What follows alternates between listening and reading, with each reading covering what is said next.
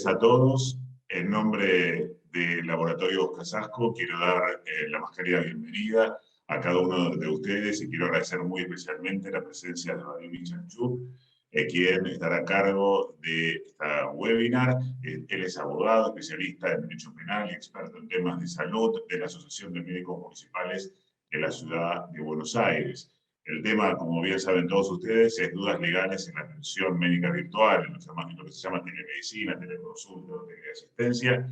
Y esta es una charla auspiciada y organizada por Laboratorios Casasco. Este año cumplimos 145 años. Es un laboratorio 100% argentino, fundado en 1876. Somos orgullosamente argentinos y nuestra misión es producir medicamentos de excelencia, con ética farmacéutica, y dentro de nuestra misión está estar cerca de ustedes los médicos, que también sentimos mucho orgullo de los médicos argentinos. Así que una manera de estar cerca es ofrecerles este tipo de encuentros, y en este caso, y a pedido de ustedes, hemos organizado este encuentro con Vadim Bichanchuk para hablar de todos los temas que tienen que ver con la atención remota, con la atención que se fue instalando de a poco a partir de la cuarentena, y que veamos qué ventajas, beneficios y también qué resguardos hay que tener para hacerlo correctamente. Lo dejamos entonces. Vadim, muchísimas gracias por tu presencia y somos todo oídos, te escuchamos todo lo que tengas que decir. Después haremos un intercambio a partir de las preguntas que surja de nuestros médicos. Los invitamos a los médicos a que escriban en el chat las preguntas, que las iremos transmitiendo a Vadim. Les recordamos que también pueden hacerlo, después vamos a dar una dirección de email para que posteriormente puedan dejarle consultas a Vadim, y también para tener la posibilidad de ver esta charla grabada por nuestro canal de YouTube de Laboratorios Casasco, que va a estar disponible en breve tiempo. Vadim, muy buenas tardes y gracias por estar con nosotros. Gracias, Javier. Bueno, el agradecido soy yo. Para mí siempre es un gusto tener esta posibilidad, este canal de contacto, de intercambio con los médicos. Hace 21 años que me dedico a ejercer la defensa del médico en juicios sobre supuesta responsabilidad profesional o la mal llamada mala praxis. Y la verdad es que en los últimos años cada vez más las leyes se van metiendo en el mundo de la medicina. Que me vayan diciendo ahí los que están del otro lado de la cámara si esto no lo perciben de esa manera. Cada vez más el mundo del derecho invade al mundo de la medicina, así que te agradezco, Javier, le agradezco a Laboratorios Casasco esta posibilidad de tener acceso y llegada a los médicos, porque así como hace 21 años que me dedico a defenderlos en los tribunales, en los últimos años he redoblado la tarea en lo que es la prevención. ¿Y de qué se trata hacer prevención en temas médico-legales? En conocer las reglas del juego, porque en todos estos años, tanto médicos del Hospital Regional de Ushuaia como médicos del Hospital Argerich acá en la Ciudad de Buenos Aires, cuando tengo contacto con ellos y me consultan por algún tipo de denuncia o de demanda, me dicen, pero yo no sabía que esto era así. Entonces yo le digo, mirá, esto está en tal ley. Es muy difícil para un médico conocer todas las leyes y conocer las actualizaciones de esas leyes. Por eso es que celebro este tipo de actividades, porque no hacen más que prevenirle al médico un posible juicio que siempre es un dolor de cabeza. Hay una frase que yo tengo de cabecera y es la siguiente: por más que ganemos el juicio con el médico siempre pierde tiempo, pierde a veces prestigio, pierde un montón de cuestiones que tienen que ver con el afecto con su profesión. Algunos me dicen, la verdad que me dieron ganas de dejar la medicina. Así que hoy vamos a hablar de un tema muy puntual, que es la telemedicina. Porque para todo hay una norma que lo regula. Para sentarte a jugar un juego de mesa hay reglas del juego. Bueno, para ejercer la actividad del médico hay un montón de leyes, y cada vez más, que le dicen al médico a veces cómo se tiene que manejar en tal o cual circunstancia. Ejemplos, un montón. La Ley de Derechos del Paciente, que contiene un capítulo sobre historia clínica, otro sobre consentimiento informado, otro sobre muerte digna, la ley de IVE, ILE, y así podríamos seguir. En este caso puntual, como vos bien decías, Javier, la pandemia nos puso sobre la mesa una herramienta que ya existía. No sería correcto que yo diga que es nueva, como vos bien decís, la pandemia nos aceleró los tiempos en el uso de la telemedicina, pero ya existía. Existía con una metodología, digamos, tipo de interconsulta. Existía la posibilidad de que un médico que está en Belén, Catamarca, con un pacientito, haga una consulta con alguien del Gutiérrez, del Garham o del Lizarde. Es decir, que la telemedicina ya existía antes de la pandemia. ¿Qué cosas se modificaron? Bueno, la pandemia trajo la imposibilidad de que el paciente se traslade al consultorio o de que vaya a un hospital, a una clínica, a un sanatorio. Entonces empezó a ser un vínculo mano a mano entre el médico y el paciente. Aquello que se llamaba la telesalud, que era esa red de consultas o interconsultas entre profesionales e instituciones, pasó a ser un vínculo mano a mano entre el profesional y el paciente. Y esos son los dos escenarios que la pandemia los puso ya sobre la mesa y te diría llegaron para quedarse. La primera pregunta que suelen hacerme es, ¿Badin se puede hacer telemedicina en la Argentina? ¿Es legal? Y la respuesta es sí. Para hablar del marco legal, Javier, voy a mostrarles una presentación muy cortita, pero que va a servir de referencia y quizás algunos quieran anotar algo en base a lo que vaya diciendo. Así que voy a compartir pantalla con ustedes. Bueno, teleasistencia, marco legal y recomendaciones. Acá tenemos los dos conceptos que yo les decía antes. Fíjense, en el primer párrafo, teleasistencia o teleconsulta, que es el mano a mano entre el profesional y el paciente, y abajo, en el segundo párrafo, la telesalud, que es esta red de colaboración. Ambos sistemas o métodos están avalados. Fíjense, la telesalud abajo, el segundo párrafo, al final, resolución 21 del 2019. Quiere decir que antes de la pandemia el Ministerio de Salud ya había habilitado el uso de la telesalud como interconsulta o red de colaboración entre profesionales e instituciones. Y fíjense ahora en el primer párrafo, al final, resolución 282 del 20 de la Superintendencia de Servicios de Salud de la Nación, la teleasistencia o teleconsulta, que es todo servicio asistencial y o consulta a distancia mediante el uso de tecnología adecuada. Acá tenemos el marco regulatorio dado por la autoridad administrativa, el Ministerio de Salud y la Superintendencia de Servicios de Salud de la Nación. ¿Qué pasó después? Bueno, la mitad de la pantalla nos muestra todas las resoluciones ministeriales y de la mitad para abajo vemos que en el 2020, salió la ley 27.553. Está mal lo que dice ahí, dice 533, pero es 27.553, que es la ley de recetas digitales y telemedicina. Si ustedes la googlean por el nombre y no por el número, tienen que buscar ley de recetas digitales y telemedicina.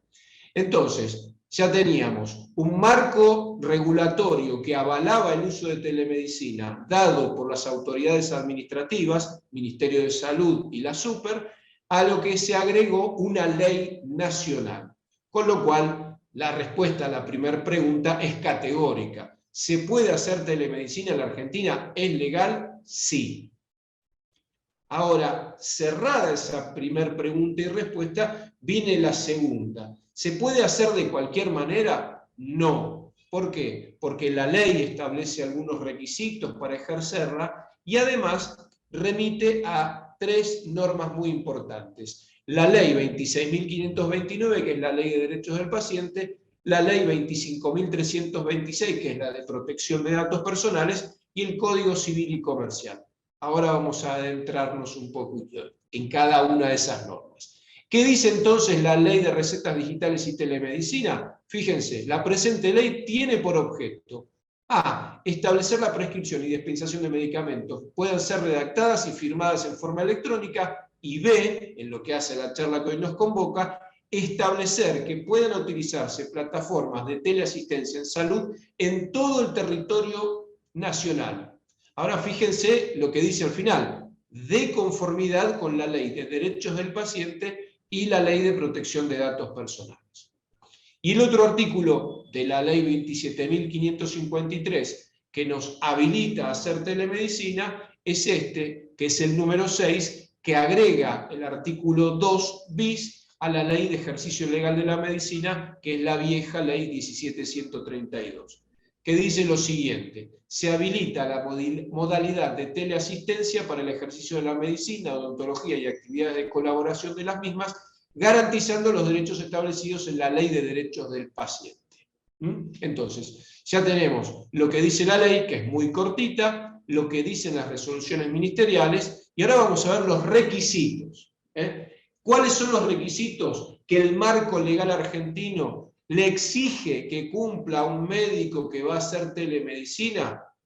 Primero, plataforma aprobada. Todavía no salió el listado de plataformas aprobadas, así que estamos a lo que decía la resolución del Ministerio en cuanto a la tecnología adecuada. Tecnología adecuada puede ser desde una videollamada por WhatsApp hasta una entrevista por Zoom o la utilización de aplicaciones que ya existen en el mercado con distintos nombres comerciales, en donde el paciente se baja la aplicación, el médico se baja la aplicación, y ya la mayoría de las empresas de medicina prepaga tienen contratadas esas plataformas. En esas plataformas el médico ve en la mitad de la pantalla al paciente y en la otra mitad de la pantalla ve sus antecedentes a través de la historia clínica y le puede pedir estudios complementarios, así como también recetarle medicamentos. Entonces, lo de la plataforma aprobada está en stand-by, pero sigue vigente lo que dice el Ministerio de Salud en cuanto a tecnología adecuada. Dentro de lo que es tecnología adecuada tenemos ese abanico de posibilidades y quedará a criterio del médico cuál utiliza para cada caso concreto, que en definitiva es el que decide si ese paciente está en condiciones de ser atendido a través de una videollamada o necesita algo un poquito más complejo o necesita una consulta presencial. Segundo requisito, y esto está en la ley, historia clínica. Lo voy a decir muy claramente. La consulta no presencial a través de una videollamada de WhatsApp o a través de una plataforma o una aplicación es un acto médico, y como acto médico está la obligación de que sea registrado. Por eso la ley habla de historia clínica. Por cada consulta que vos hagas tiene que haber una evolución, como cuando recibís a un paciente en tu consultorio o lo atendés en la guardia. Cada acto médico debe ser registrado. ¿Ok? Tercer requisito, consentimiento informado. La ley de telemedicina, al remitirse a la ley de derechos del paciente, obliga que el paciente, en este caso supongamos que el paciente sea yo, tiene que estar informado, porque no tiene por qué saberlo. Siempre se entiende, o al menos la justicia entiende, que el paciente está en desigualdad de condiciones en cuanto a la información. Entonces, me tenés que informar a mí, como paciente, que esta entrevista a distancia y a través de una herramienta tecnológica no reemplaza la consulta presencial y que tiene determinados límites y determinados alcances. Vos no me podés palpar el abdomen, no me podés auscultar. Entonces, tu consulta va a ser a partir de los signos y síntomas que yo te transmita. Entonces, ya queda claro que esa consulta no puede asimilarse de ninguna manera a una consulta presencial. Y la ley pone como una carga, como una obligación tuya, informarme a mí que esta consulta no presencial no reemplaza a una consulta tradicional o presencial. Cuarto requisito, la ley de protección de datos personales, confidencialidad.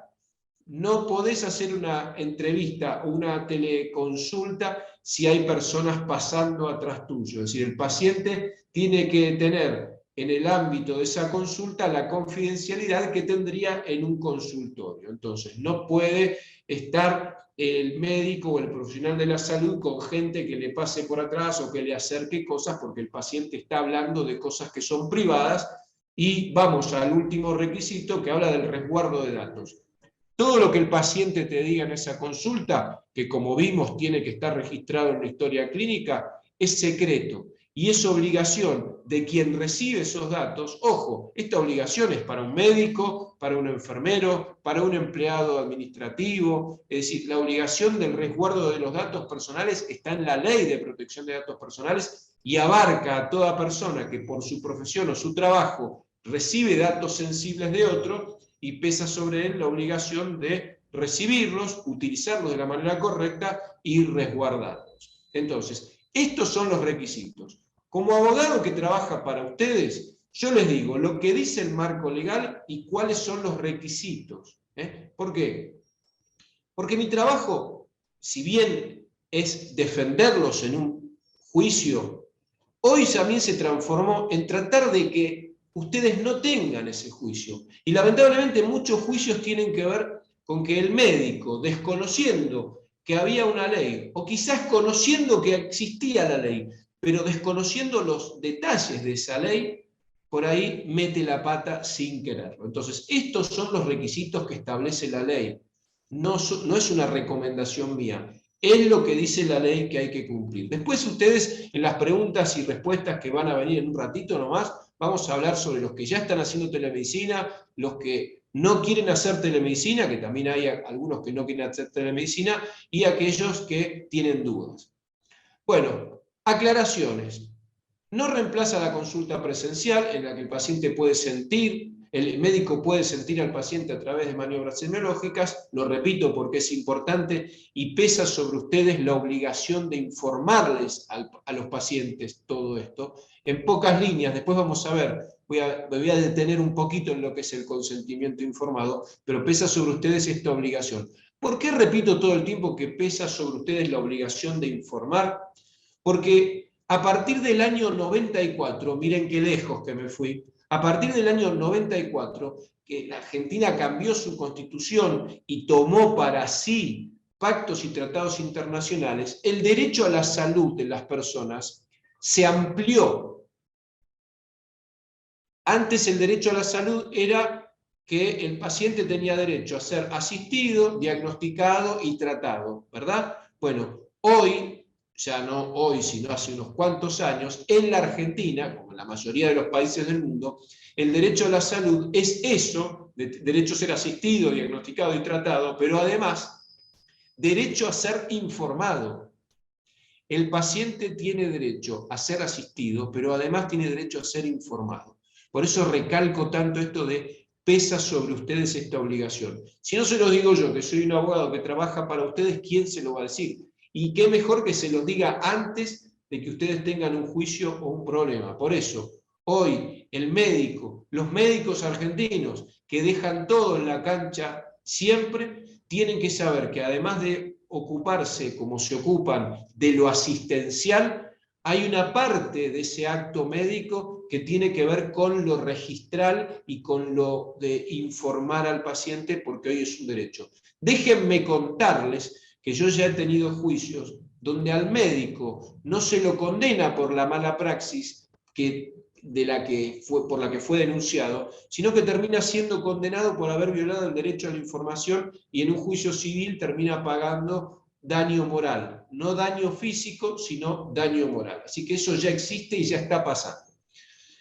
¿Qué es lo que hay que informarle? Lo que les decíamos recién, que no reemplaza la presencial, que tiene alcances y limitaciones propias según la especialidad. Cuando doy esta charla para obstetras, algunos me dicen, la mayoría me dice, mirá, Vadim, yo no puedo reemplazar los controles de la embarazada a través de telemedicina. La medicina, la ciencia me exige que yo, a medida que la edad gestacional avanza, tengo que acortar el periodo de tiempo que pasa entre consulta y consulta, tengo que ver a la paciente, tengo que medir la panza, tengo que hacer una serie de maniobras o estudios sobre la paciente que a través de la medicina, de la telemedicina, no lo puedo hacer. Y bienvenido sea que cada especialidad diga cómo puede usar esta herramienta, porque esto en definitiva es una herramienta más. Algunas especialidades las podrán usar más y otras menos. Un cirujano tampoco puede hacer un diagnóstico a través de telemedicina, porque no le puede palpar el abdomen al paciente. Entonces no sabe si ese abdomen es un abdomen agudo quirúrgico, que tendría que pasar a un quirófano lo antes posible para hacer una laparotomía exploratoria para ver qué está pasando ahí adentro. Entonces, obstetricia puede hacer consultas entre las consultas presenciales regladas por la edad gestacional. Cirugía, para definir si ese abdomen es agudo quirúrgico o agudo clínico, necesita una consulta presencial. Podrá ser otro tipo de consultas por telemedicina. Y por ejemplo, oftalmología, los oftalmólogos me dicen, mira, Vadim, para mí es orientativa, pero además puede ser diagnóstica y terapéutica, porque yo puedo tener una entrevista con el paciente, indicarle que se haga ciertos estudios complementarios, en una segunda entrevista por telemedicina me hace la devolución del resultado de esos estudios complementarios y yo lo puedo medicar con unas gotitas. Por ejemplo, me han dicho eso. Así que en ese sentido yo me nutro de lo que me van diciendo los médicos de las distintas especialidades, por eso después vamos a abrir el debate entre ya los más, veo que pasamos una cantidad espectacular de participantes, estamos arriba de los 120 participantes. Así que bueno, seguramente algún oftalmólogo habrá, algún obstetra habrá y algún cirujano habrá que nos aportará su experiencia. Entonces, hechas estas aclaraciones, unas recomendaciones. Hablamos de los requisitos, hablamos de las aclaraciones, las recomendaciones y ya vamos terminando con esta parte. Recomendaciones. Llevar un registro detallado de cada consulta. Mirá, ya sea que la consulta sea a través de un texto de WhatsApp, que vamos a dedicarle unos minutos a las consultas por WhatsApp, por una videollamada, por Zoom o por una aplicación, la recomendación es que seas prolijo en la confección de una historia clínica por cada paciente y en esa historia clínica hagas una evolución por cada consulta que hagas. Y esa historia clínica tiene que estar abierta como cuando la abrís en el consultorio, en el hospital o en el sanatorio.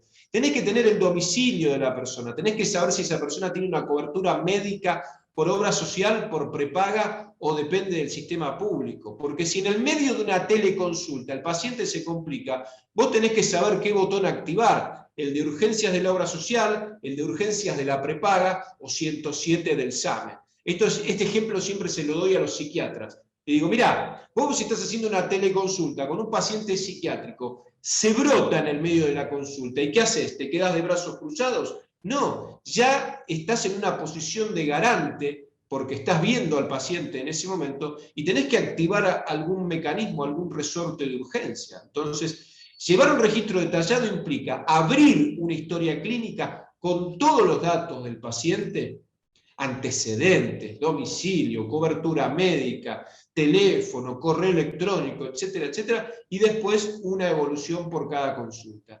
Segunda recomendación, y van a ver, ya es como la 10ª vez que lo digo, informar al paciente, es decir, consentimiento informado. Pero cuando hago esta aclaración o cuando doy esta recomendación me dicen, ¿pero qué le tengo que mandar un formulario de consentimiento informado al paciente? No. Ahora les voy a explicar por qué no hace falta. Porque en la Argentina todo acto médico requiere consentimiento informado, pero nuestra ley tiene 2 tipos de consentimiento. El famoso formulario, que a todos se nos viene a la cabeza si cerramos los ojos y yo digo consentimiento informado, la imagen que se te viene a la cabeza es el famoso formulario firmado por el paciente, por el médico, que describe todas las características del acto, las complicaciones, etcétera, etcétera. Bueno, ese es un tipo de consentimiento, el escrito. Pero después, la Argentina también te habilita a hacer el consentimiento verbal. Y en telemedicina se usa el consentimiento verbal. Es decir, el consentimiento que vos me tomás a mí. Por ejemplo, Javier me dice, Vadim, mirá que esta consulta tiene sus limitaciones porque no te puedo palpar. Si siguen los dolores te recomiendo ir a una guardia. ¿Entendiste? Sí. Entonces Javier anota que me explicó los límites y los alcances que tiene esta consulta y me dio pautas de alarma y yo acepté. Eso es consentimiento informado verbal. Después le voy a dedicar 3 minutos al tema porque es importante. Y después pautas de alarma. No, hay muchas preguntas con relación al tema del consentimiento informado. Estamos viendo que es un tema que está inquietando a nuestra audiencia, así que si después podemos ampliar. Excelente, sí, van a ver que vamos a ampliar y ya falta muy poquito para que abramos a preguntas y respuestas porque estas charlas son ricas con la participación de ustedes, que hacemos un ping-pong de preguntas y respuestas. Entonces, las recomendaciones son estas. El registro, informar y pautas de alarma.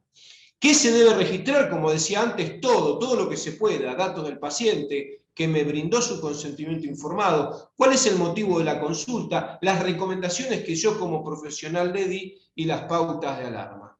Y vamos ahí al punto que decíamos, Javier. La ley argentina dice que todo acto médico requiere consentimiento, pero también dice que tenemos dos tipos de consentimientos, el verbal y el escrito. El verbal es aquel el que el médico anota en la historia clínica que le explicó al paciente el procedimiento y que éste aceptó. 2 renglones, 3 renglones, 4 renglones con la firma del médico son válidos y la ley los tiene como cumplido el requisito. Y el escrito es el famoso formulario, un poquito más complejo, con un desarrollo más extenso, que tiene que ser un documento autónomo, que se entienda, con la firma del médico y la firma del paciente. La próxima imagen va a aclarar un poquito esto, entonces. ¿En qué casos tengo que hacer uno u otro? Me van a decir, pero ¿en qué casos tengo que hacer uno u otro? Bueno, la propia ley define en qué casos tenés que hacer el formulario y en qué casos podés anotar vos en la historia clínica. Y es así. El formulario por escrito se tiene que hacer en estos casos. Internaciones, intervenciones quirúrgicas, procedimientos diagnósticos y terapéuticos invasivos, procedimientos que implican riesgos y cuando el paciente revoca el consentimiento. Fuera de esos 5 tipos de actos médicos, el resto, que deben ser cientos de actos médicos, la ley te habilita a que lo hagas a través del consentimiento verbal. Y como ustedes ven, en la lista no está la telemedicina, así que podés hacer telemedicina con un consentimiento verbal. Bueno, acá terminó la presentación, voy a dejar de compartir y los quiero escuchar a ustedes. Excelente, Vadim, muchísimas gracias, muy claro, y por supuesto que fueron surgiendo consultas de nuestra audiencia. Vamos con algunas primeras. Jorge pregunta si si la consulta, la telemedicina puede ser grabada, tanto el video como el audio, y si esto debe ser informado. También hay preguntas que tienen que ver con esto, y nos hacían también la pregunta si el paciente puede grabar la videoconsulta. Bueno, a ver, punto número 1. La teleconsulta se puede grabar, pero tiene que haber consentimiento de los dos, del médico y del paciente. Y esto está basado en una ley relativamente nueva. El nuevo Código Civil y Comercial del año 2015, en el artículo 53, creo recordar, establece que captar o reproducir la imagen y o la voz de las personas no está permitido sin el consentimiento de quien se trate. Entonces, esto pasa mucho, no solamente en telemedicina, sino en la guardia y en el consultorio que te quieren grabar. El consejo mío es utilizar cartelería, y ya en muchas instituciones, la Asociación de Médicos o Seguros Médicos está aportando cartelería donde yo les digo cuál es el texto que tienen que poner. Entonces en las clínicas, ya en la sala de espera, hay un texto y dice, firmado la dirección, para evitarte a vos, que sos médico, el hecho de decir, che, pará, no me filmes, no, está prohibido, no se puede, así que tienen ese derecho, pueden ejercerlo, y mi recomendación es que la cartelería es una muy buena herramienta, para evitarte a vos tener que decirle al paciente o al familiar. Excelente. Otra pregunta de Alejandro. Doc, ¿es legal asistir de manera virtual a un paciente que está en una provincia en la cual no estamos matriculados? Excelente la pregunta. Bueno, la ley habla de convenios de colaboración que todavía no se firmaron. Es decir, que todavía estamos con el principio de territorialidad. ¿Qué significa esto? Que si yo tengo matrícula nacional, puedo tener mi consultorio o puedo ejercer en la ciudad de Buenos Aires. Y así como un paciente puede venir de Vicente López a atenderse, y yo no tengo matrícula de provincia, o puede venir de Entre Ríos a atenderse, tranquilamente yo puedo hacer una teleconsulta con una persona que vive en Vicente López o en Entre Ríos. En tanto y en cuanto yo, médico, ejerza desde el lugar para el cual estoy habilitado a hacerlo. Clarísimo. Otra pregunta que tiene que ver con la historia clínica, son dos. Dice, buenas tardes. ¿La historia clínica tiene que tener alguna especial, algún formato especial? Y junto con otra pregunta, en la historia clínica corriente, ¿hay que dejar constancia de documentar que se hizo una consulta virtual explícitamente? Voy a empezar por la segunda. La respuesta es sí. Si la entrevista fue personal, uno empieza redactando, me entrevisto con el paciente o surge de la entrevista tal o cual cosa. Si la entrevista es a través de telemedicina o la consulta es a través de telemedicina, tenés que anotar que no fue presencial. Eso con respecto a la segunda pregunta. Con respecto a la primera pregunta, ¿qué tipo de historia clínica? Es un poco extenso y dejo abierta la puerta para una actividad específica sobre historia clínica. ¿Pero qué tipo de historia clínica? Las que la ley permite. Nosotros tenemos una ley que te dice que se puede usar historia clínica en papel, historia clínica electrónica. Pero así como te habilita una ley a hacer telemedicina, la ley también te dice qué requisitos tiene que cumplir la historia clínica en papel y la historia clínica electrónica. Así que lo dejo como para una futura actividad, quizás antes de fin de año, hablar sobre cuáles son los requisitos que la ley argentina establece para la confección de una historia clínica en papel y una historia clínica electrónica. No quiero dejar sin responder y lo que te tengo que decir a vos que preguntaste eso es tenés que cumplir con los requisitos que dice la ley madre, que es dejar la mayor cantidad de datos posibles, te diría todos los que el paciente te brinde, y es tu obligación indagar sobre antecedentes familiares, antecedentes personales, y según la especialidad, orientar el interrogatorio hacia ese lado. Excelente, queda entonces planteado el tema de un futuro encuentro para abordar el tema de las historias clínicas. Otra consulta, volviendo al tema del consentimiento informado, acá nos pregunta Alejandro Sommer, ¿qué valor tienen legalmente los códigos ID, token o de seguridad que exigen las prepagas para homologar el consentimiento? Bueno, ahí me gustaría analizar bien el token, el código, es una herramienta de seguridad. Para poderte decir si el consentimiento se adecúa a la ley o no, tengo que ver el texto del consentimiento. Así que es importante que haya estas medidas de seguridad, pero lo que a mí me interesa como abogado de médicos es ver que del consentimiento surja la mayor información posible sobre el estado de salud del paciente, sobre el procedimiento propuesto y las complicaciones. Lo que más me interesa es la descripción de la mayor cantidad de complicaciones. Excelente, Adriana Salas. En psiquiatría, ¿qué tipo de pacientes no sería adecuado para la telemedicina? Bueno, interesante. Y últimamente he tenido muchos casos. El número de juicios contra psiquiatras aumentó muchísimo. Los juicios contra los psiquiatras arrancaron en una causa en la que me tocó participar, que fue por la del periodista que dicen que se suicidó o no, estaba en duda, un periodista joven. Bueno, a partir de ese momento, todo paciente que estaba bajo tratamiento psiquiátrico, que se suicida o pierde la vida, se transforma automáticamente en una causa de posible mala praxis contra el especialista en salud mental. Entonces, acá va una recomendación, te diría, profesional. Un paciente que está por la delgada línea de cruzar para el lado del riesgo cierto inminente, que habilitaría una internación involuntaria según la ley de salud mental, y hay mucho para hablar sobre eso, mi recomendación para los psiquiatras que me consultan es que no hagan telemedicina, que tengan una consulta presencial, porque esto eleva muchísimo el riesgo.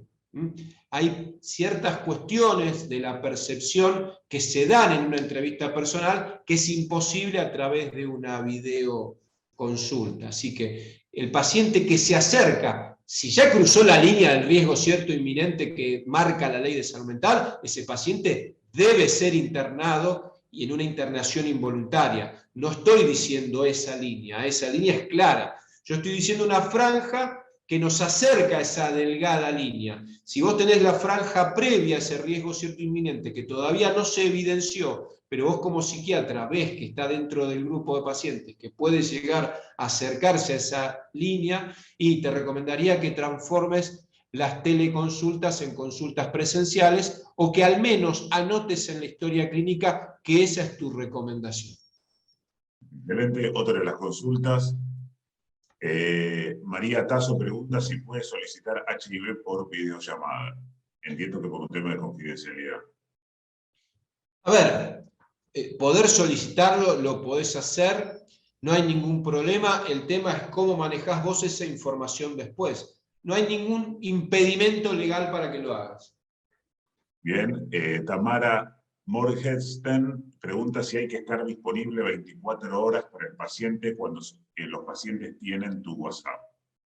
Excelente, una pregunta muy buena. Gracias porque me das la posibilidad de contestarte y la respuesta es, en principio, no. Ahora, cuando vos le das tu teléfono celular a un paciente, mi recomendación es que vos anotes en la historia clínica, por ejemplo, yo soy el médico, Javier es mi paciente, se le otorga o se le brinda el número de teléfono celular al paciente Javier Hermida para que cancele un turno para que me avise si no va a poder venir a un turno, o, por ejemplo, para que me pase algún resultado de laboratorio, pero no para urgencias, porque vos no brindás el servicio de urgencias.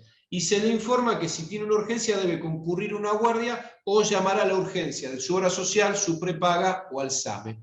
Eso te lleva 3 líneas, 4 líneas en la historia clínica. Yo sé que para el médico está tapado de trabajo, con muchísimo esfuerzo, encima se puso al hombro la pandemia sin el debido, por ahí, reconocimiento, que empezaron aplaudiéndolos, después empezaron a discriminarlos, me tocó hacer denuncias por discriminación. Es decir, yo sé que hay mucho trabajo, pero estas herramientas, estos tips que yo les doy son para cuidarse ustedes. Entonces, en 2 líneas anotás para qué le diste y ya te quedás tranquilo. Si te llamó un sábado y no lo atendiste, estaba claro que no era una línea de urgencias. Si te llamó a las 10 de la noche y no lo atendiste, o te mandó un WhatsApp y no lo contestaste a las 10 de la noche, está claro que no era para eso. Sobre todo en pacientes psiquiátricos, es importante tener registrado entonces que le informaste eso al paciente y cuál es su red de cobertura. Un tip cortito para los psiquiatras.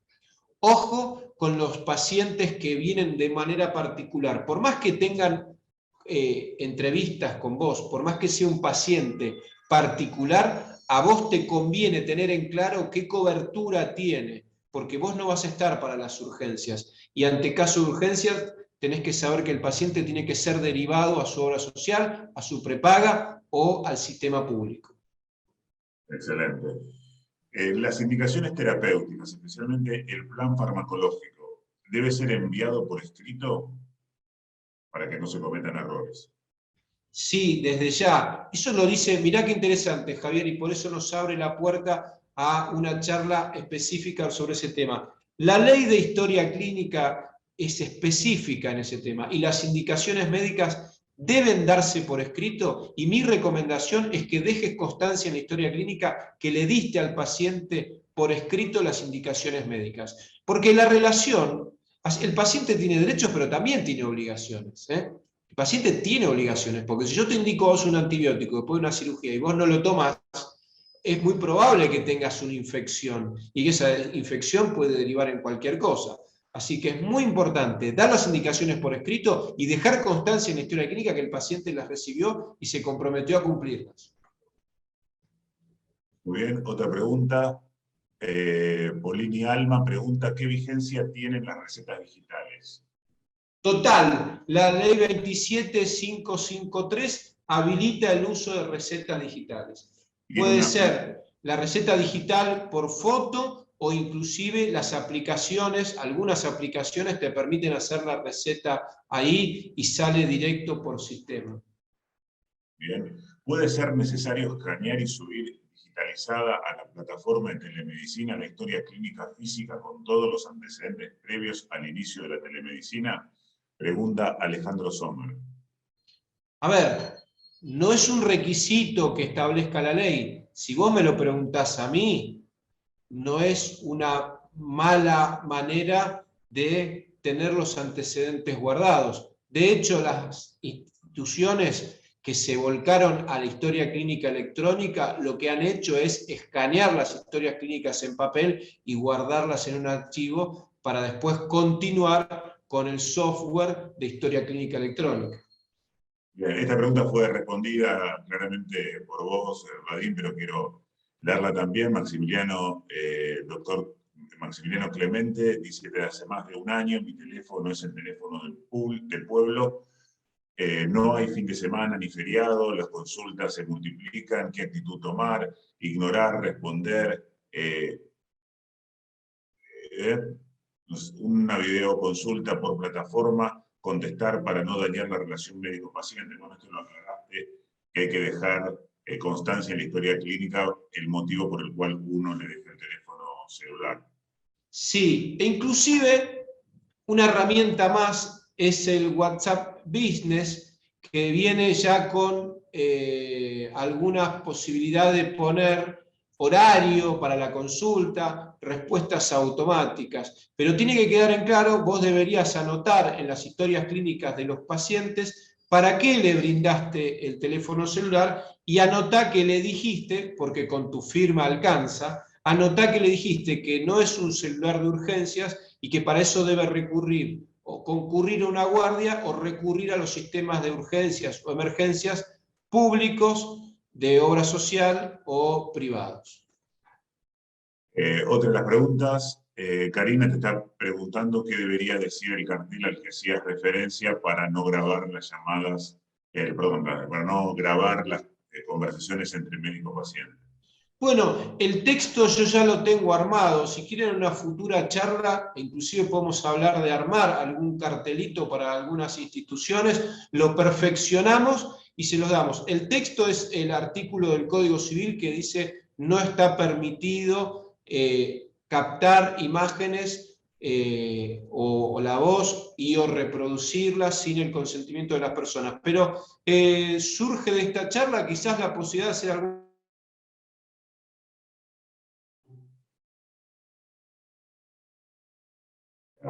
A mí se me congeló la imagen de Vadim. Sí, se congeló la imagen del doctor. Bueno. A ver si se quedó sin internet o algo. Ahí quizás ahora vuelve a ingresar. Muy bien, esperamos. Mientras tanto, y para aprovechar el tiempo, les paso el mail para hacer consultas. Va a quedar a disposición de Vadim todas las consultas que hagan por este mail. El mail es contacto-del-medio-casasco.com.ar. Repito, contacto-del-medio-casasco.com.ar. Este es un mail para recibir consultas que las pueden realizar durante este encuentro o posteriormente, y se las vamos a transmitir al doctor Vadim. Y también les recuerdo que esta charla estará disponible en breve en el canal de YouTube de Laboratorios Casasco, que es Laboratorios Casasco AR, de AR de Argentina, en unos días. Así que estamos ahora esperando la reconexión con el doctor. Ahí está el doctor. No sos vos, soy yo. ¿Vieron la película? Soy yo. Bueno, es un problema, tuve un problemita técnico. Y miren qué interesante. Esto puede pasar en una consulta también. Por eso ustedes tienen que tener el teléfono del paciente, un correo electrónico. Para los psiquiatras, un contacto de un familiar o un allegado. Porque esto que acaba de pasar acá puede pasar en una teleconsulta. Gente, entonces, la tecnología es maravillosa, bien utilizada es una herramienta fantástica, mal utilizada es perjudicial, pero también puede fallar. Cuando falla, tenemos que tener una red, un plan B. Excelente. Otra de las preguntas, en este caso Andrea Silva pregunta qué tipo de certificados se pueden hacer digitalmente. Por ejemplo, el de dar reposo a un paciente, ¿puede ser emitido digitalmente? Bueno, ahí entramos a un tema muy interesante y sobre todo le quiero hablar desde el corazón a los médicos y es lo siguiente. No se dejen presionar por los amigos y los familiares que le piden un certificado. Hacer un certificado, confeccionar un certificado, es llevar adelante un acto médico, como una cirugía. o como una anamnesis. Entonces un certificado es un documento que vale un montón y que compromete muchísimo al médico. Entonces empecemos a divulgar y seamos los primeros en decir, no, no le pidas un certificado médico, y nosotros mismos cuidemos nuestra matrícula y digamos, mira, no te puedo hacer un certificado en estas condiciones. Porque la ley de certificados, y me tengo que ir brevemente a una ley sobre certificados, me obliga a que si yo te voy a extender un certificado, Javier, tiene que tener su correlato en una hoja, en un libro de guardia, en una historia clínica electrónica o de papel, donde conste que yo te revisé. Entonces, ¿qué tipo de certificado se puede extender a través de telemedicina? Bueno, aquel que me permita describir el acto médico que llevé adelante. Si yo no te puedo poner en un certificado hecho por telemedicina algo que requirió que yo te palpe el abdomen. Entonces, ¿se puede extender un certificado? Sí, por supuesto que se puede extender un certificado. De hecho, los médicos de los hospitales públicos tienen un sistema que si están enfermos en la casa, llaman al médico de la obra social, de la prepaga, el médico les hace un certificado y ellos lo mandan por foto a un sistema para justificar y para pedir la licencia. Se puede, pero ojo, no vaya a ser que lo que pongas en ese certificado, en la realidad, debió requerir una consulta presencial. Entonces, podés hacer todo tipo de certificado que vaya de la mano con lo que surge de una consulta no presencial. Y de corazón les digo, dejen de hacer certificados de favor, porque ya hay muchos que después se agarraron la cabeza. Pregunta Alberto Álvarez, con pacientes del exterior, ¿estamos habilitados? Bueno, me habían hecho una pregunta al respecto también, y yo les dije que la ley no establece todavía la letra fina con respecto a qué pacientes podés atender, de dónde, y se habla de convenios de colaboración. Por lo tanto, hoy mi recomendación es respetar el principio de territorialidad. Si vos tenés matrícula de acá, ejercé desde acá. Si te hace una consulta un paciente que viene de Uruguay o de Brasil, es lo mismo que si el paciente te viene a ver a tu consultorio. El paciente viene, vos lo atendés en tu lugar donde tenés matrícula y se va. Ahora, si vas a atender a un paciente por telemedicina en Uruguay o en Brasil, tenés que saber qué red de contención o qué red de derivación tenés allá. No vaya a ser que el paciente crea que porque tener esta teleconsulta con vos está al resguardo. Vos tenés que saber, como igual que acá, qué red de contención tiene allá, el sistema público, el sistema privado, y vos tenés que saber perfectamente cuál es. Y él tiene que saber que esta es una teleconsulta y que vos no podés hacer magia a través de una pantalla y que ante determinadas características, signos sintomatológicas o determinada clínica, va a tener que ir a una consulta presencial en su lugar donde vive. Leandro pregunta si surgiera un caso de mala praxis de un médico de Buenos Aires que asiste a un paciente de Tucumán. ¿Dónde se hace el reclamo? Bueno, eso todo queda por definirse, pero te diría que es lo mismo que si el paciente vino de Tucumán y se atendió acá, el juicio va a ser acá, donde vos lo atendiste, donde vos tenés la matrícula. Muy bien. ¿Cómo sería correcto actuar ante un paciente que es el asignado para evaluar y nos pide evaluar a sus convivientes? Bueno, eso... Tiene la consulta no solamente al interesado, sino a alguien que esté conjuntamente con él. Bueno, a ver, acá tenemos que evaluar otros factores. Si esa consulta viene por la prepaga, entonces es lo mismo que si viene el paciente y se sienta el paciente en mi consultorio y viene con el hermano, con la mujer o con el hijo y me dice, ya que estoy acá te pregunto por mi hijo. Y bueno, vos le vas a decir, mire, yo no lo puedo atender porque no tiene cobertura médica. Si es una situación de urgencia, si es una situación, le podés decir, mire, yo lo que le recomiendo es que vaya a una guardia, lo que recomiendo es que saque un turno.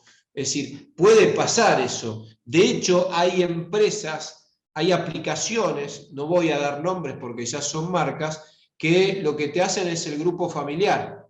¿Entendés? Hay aplicaciones de medicina por telemedicina que ya existen en la Argentina, que, digamos, te cubren al grupo familiar. Entonces vos en la videollamada, sobre todo ahora en la época del COVID-19, la llamada era por grupo familiar. Si no es por grupo familiar y yo te llamo por una prepaga y vos me tenés que atender por una prepaga, tenés todo el derecho de decirme, mire, la consulta es con usted. A su familiar lo que le recomiendo es que vaya a una guardia porque no le puedo hacer una receta, porque no le puedo indicar estudios. De la misma manera que si el paciente te cae con un familiar, un amigo, al consultorio, elegantemente buscas la mejor manera, salvo que sea una urgencia, ¿no? Obviamente, buscas la manera de decirle, mire, no lo voy a poder atender.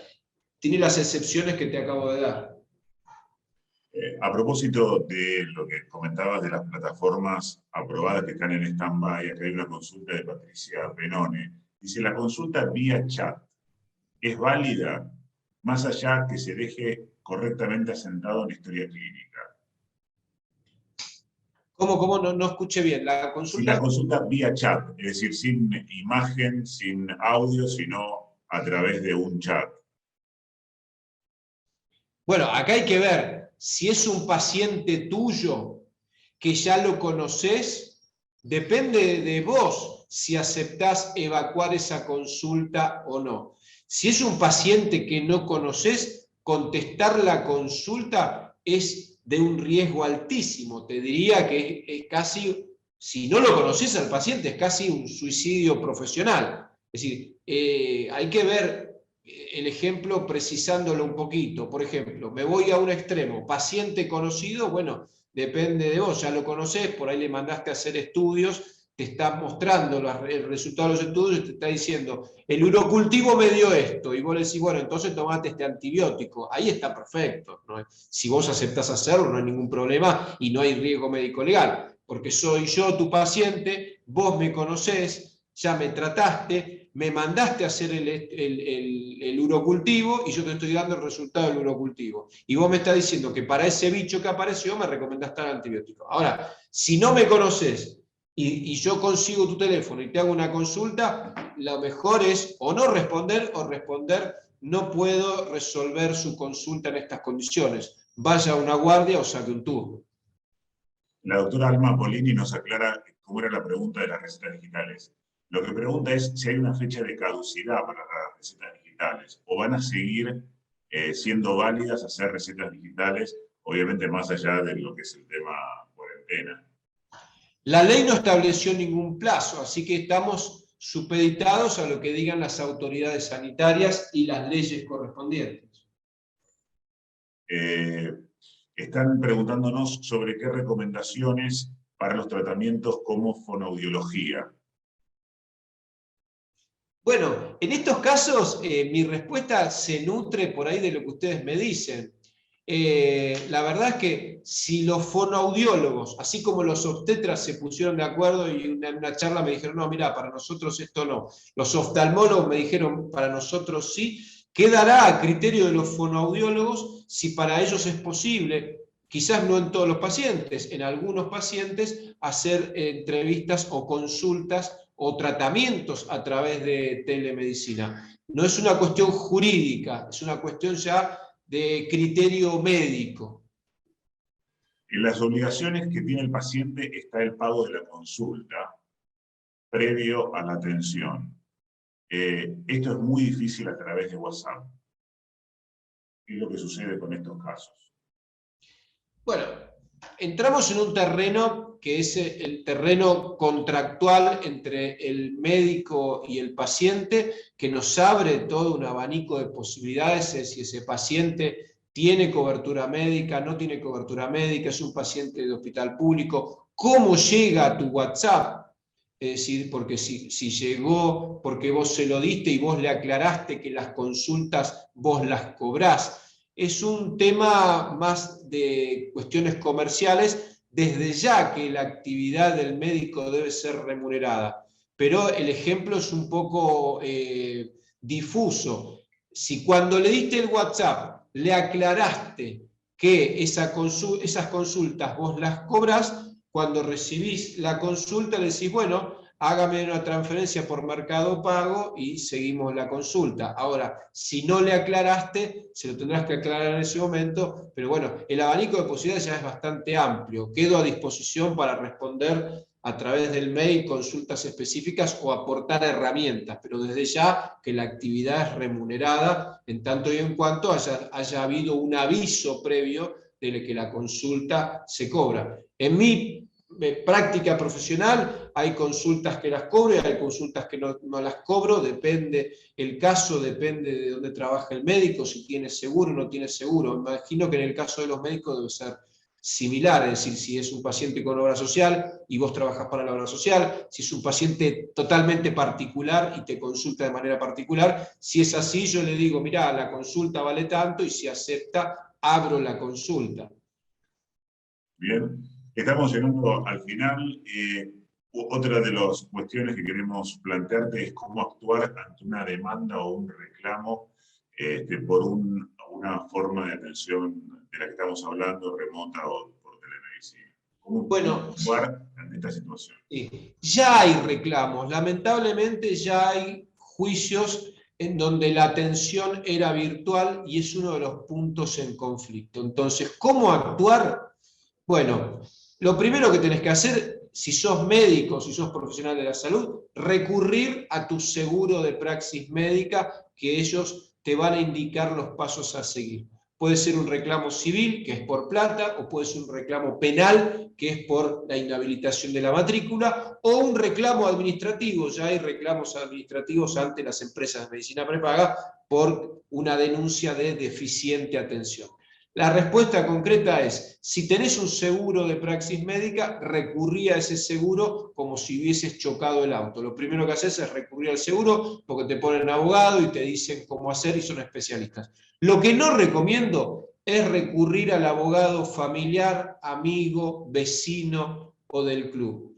El derecho y la medicina tienen una característica en común. Se superespecializaron y se subespecializaron. Con lo cual, si vos tenés un accidente de tránsito y se abre una cuestión jurídica o legal, te recomiendo que busques asesoramiento de un abogado especialista en accidente de tránsito. Y si tenés un tema de un reclamo por una supuesta praxis médica, te recomiendo que vayas a tu seguro y si no tenés seguro, que busques un abogado especialista en temas médicos. La recomendación es esa. ¿Qué tengo que hacer? Asesorarme, porque un problema legal puede ser nada o puede ser mucho.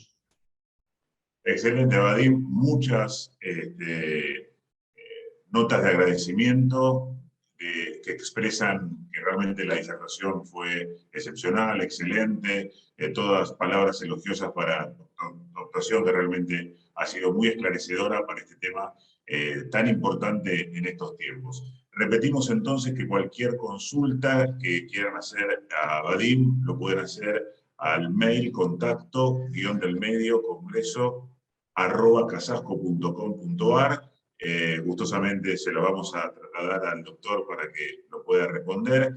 Y repetimos que otra de las consultas que nos hacen, en dónde va a estar alojada la charla en YouTube, es el canal de YouTube de Laboratorios Casasco, Laboratorios Casasco AR de Argentina. El canal de YouTube, en breve estará esta disertación en forma completa.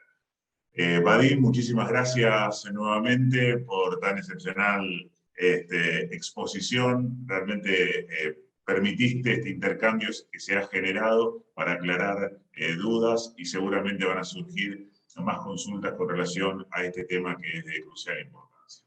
Bueno, muchas gracias a ustedes, gracias a vos, Javier, gracias a Laboratorios Casasco por permitirme este acceso a esta ventanita a tantos médicos. Gracias, Silvio. Gracias, Roxana. Yo estoy a disposición y la idea es prevenir conflictos legales, porque no se sale bien parado, ni aún ganando el juicio uno termina bien. Así que vamos para adelante con este trabajo y gracias a todos los médicos por el esfuerzo que vienen haciendo. Soy un eterno agradecido por el esfuerzo que hicieron. Se cargaron la pandemia al hombro, así que muchas gracias.